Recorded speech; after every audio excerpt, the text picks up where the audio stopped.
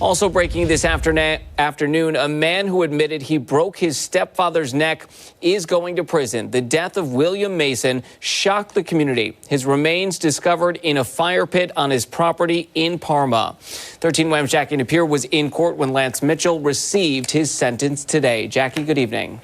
That's right, Matt. Good evening. Last month, Lance Mitchel admitted he broke his stepfather's neck from behind during an argument. Mitchel will now spend the next 15 years in prison for manslaughter. Last month, Lance Mitchel told the court his mother's recent death, changes to her will, and the sale of family possessions contributed to his emotional turmoil.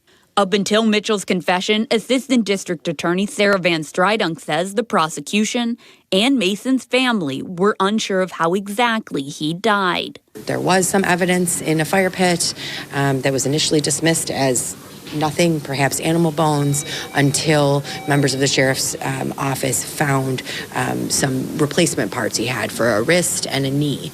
Mitchel, who was convicted of 3 burglaries this past February, was out on a warrant at the time of the homicide, according to Van Strydunk. In court Tuesday, she accused Mitchel of hating his stepfather. You heard him continuously blaming the victim for what he did to him.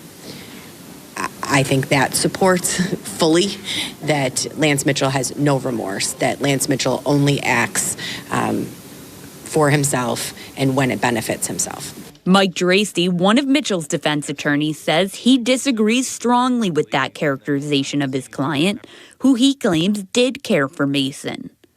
Mitchel himself told the court he wishes he never acted that way and said he takes full responsibility for his actions. I'm not downplaying what he did, but at the end of the day, he has been a valuable part of our society, and he made a mistake. He's admitted that he made a mistake.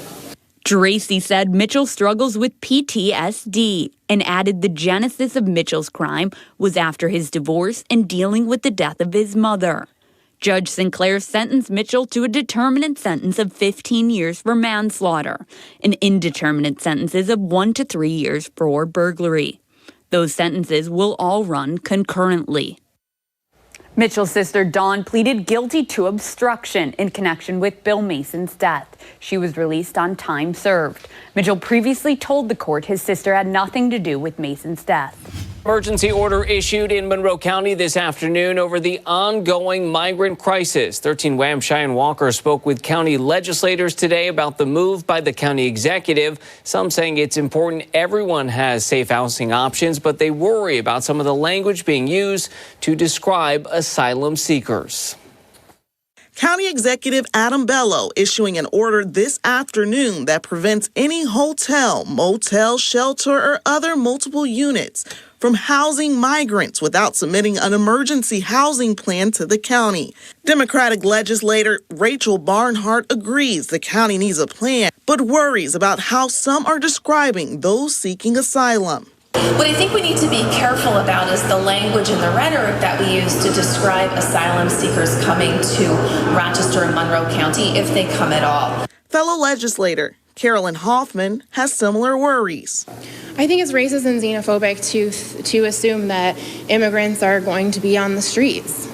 Our immigrant communities are hardworking, beautiful neighbors. They contribute so much to this community. Mark Assini, who is challenging County Executive Bello, raised the issue of public safety, asking, are we trying to facilitate or prevent a crisis? Tuesday's order comes as the state government works to expedite work permits for those arriving, thousands so far in New York City, with expectations some will make their way to Western New York. Immigrants contribute to our economic system. They bring beauty and different perspectives and different cultures into our region. And we are very lucky to have the immigrant population that we do. And I also asked several Republican legislators at tonight's county ledge meeting about today's order. They all told me no comment. Wyoming, Orleans, and Genesee counties have all issued similar emergency orders over the migrant crisis.